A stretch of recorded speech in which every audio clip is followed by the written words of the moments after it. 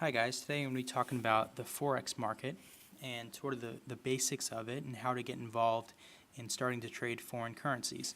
So the first thing I would like to suggest is that you open up a practice account. Now it doesn't matter where you open this up. I suggest Investopedia.com because you can sign up and they have a embedded Forex platform so you don't have to download anything, and it's 100% free and it's pretty accurate to what the other expensive programs and platforms would offer. So it's a really good, tool to get you used to what Forex is, and you can play around, not lose any real money, and sort of get the feel of things.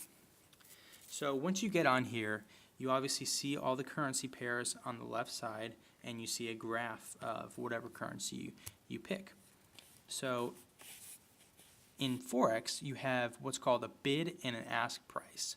So this is the price that you can buy the euro against the dollar, and this is the price that you can sell your euro against the dollar. And so depending on what you are speculating that the market is going to do, depends on which trade you want to make. So let's open up a better chart here that's from dailyforex.com. You can get this for free as well. So let's look at euro to the US dollar. That's the most commonly traded pair. So here's a pretty simple trend that's going on. It's clearly going up and down, up and down, up and down. So when it's going up, the euro is appreciating against the dollar, and then when it's coming down, the euro is depreciating against the dollar. So here it looks like it just made a pretty strong trend up, and then it should be breaking at this point and coming down. So if we wanted to try to profit off that, we would be betting that the euro is going to depreciate, so we would want to sell the euro. So you would come over here and click sell. I've already done that for you just to show you guys. And here is the trade down here. So obviously from that point that when I've done that to now, it's only gone down about 1.6 pips. So I haven't really made too much of a profit yet, but hopefully if the trend continues, you could make a profit on that. So let's go up here again and talk a little more about the currency pairs over here and what this all means. So the difference between the price you can buy at and the price you can sell at obviously is around 3 points, or what they call pips. A pips is just one movement in the currency pair. So this difference here is how the platform makes their money. Instead of charging commission, they just charge what's called the spread, or the spread is this difference here, and that's really how they make their money on every trade. So let's say if I bought right now for 19 and I sold the same second for 16, I would be down 3 pips. So that 3 pips right there is the automatic commission basically that the platform is taking. So in order to make profit, you have to first cover the spread, and then anything after that would be profit. And it depends on what currency pairs you're looking at.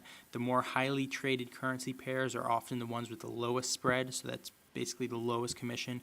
Obviously, if you're trading like Chilean pesos and Afghani, whatever their currency is, the spread's going to be a little more, and it's going to cost a little more for you to make that trade.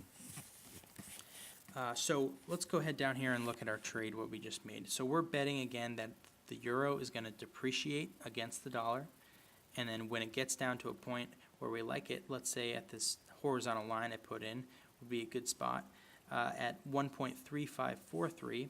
So when it gets down to there, we'd be hoping to buy back that currency, and then the difference in the exchange rates is where we made our profit.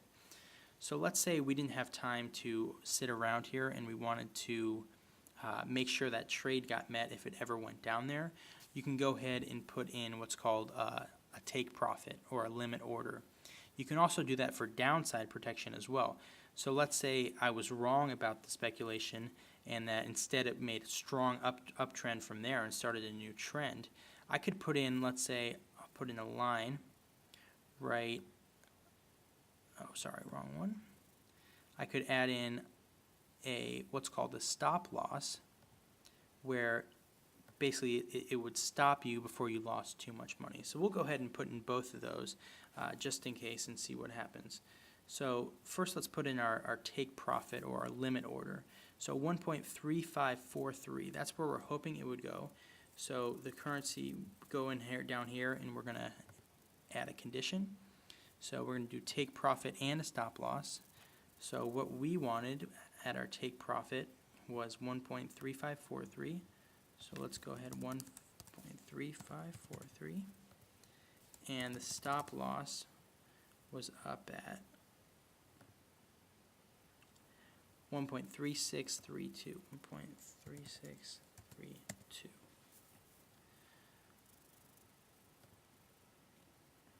Okay, so you can see right here that our stop loss went in and our take profit also went in. So just in case any of those things happen, we will be protected by our profit will be protected if we ever hit this margin, and our losses will also be minimized if it ever decides to trend up. So that's pretty much the basics of Forex, the very, very basics. I know I left out a lot of things, but I just wanted to show you guys what a basic trade looks like, what people basically look for when they're trying to make a trade. It's all about charts, really. You want to look at a trend and try to mimic that trend. But I'll be the first person to tell you, and I'm sure it won't be the last, that nothing in the past really ever guarantees the future. So you never really know what's going to happen. You can be almost certain that the trend is showing that it'll depreciate and it'll shoot up 100 pips or so, and like that you'll be out a couple $100 or whatever. But that's why it's important to keep a practice account before you really go into real money trading. I also would advise you to keep your leverage low if you ever really do start trading real money in the Forex. What that means for you people that don't have a business background is leverage is basically the amount of money you can borrow based on the money you have. So here it looks like my leverage is 20 to 1. So for every dollar I put in, or obviously this is fake, but if it was real, for every $1 I put in, I could borrow up to $20 to trade with that. And that's sort of where people get into trouble with Forex, is that some platforms allow 100 to 1, allow 100 to 1 leverage on your trades. So if you only have $1,000, you can trade up to $100,000 in currencies, which, if you're borrowing more money, your gains are going to be obviously exaggerated, but so are your losses. So any small, decline in the market could cause you to lose that $1,000 like that. And that's where the rumors really come from. So as long as you, keep your leverage low and only make small trades and practice on your practice account before you really start doing this, you should be fine. You won't lose, a dramatic amount of money unless, like I said, you're being stupid with the amount of money you're trading. So let's see how this trade is working out here. Oh, it hit something. So obviously let's see if you go to close trades. So it either hit our stop loss or it hit our take profit. So it looks like it hit our stop loss. So it started to trend up. Let's look at our bigger graph here. Yep, see, it's trended up a little bit. I bought it about here, and obviously this one barely hit right here. It hit our stop loss. So it bought back our currency before we could lose any more amount of money. So it looks like we lost about 11 pips on that trade, or 12 cents, because we were only trading $100 or 100 units of this currency. But pretty much that's it. If you guys have any questions, I'd like you to put it in the comments.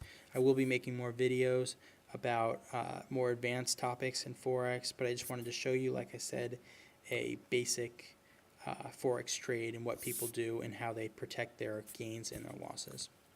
So let me know if you guys have any questions.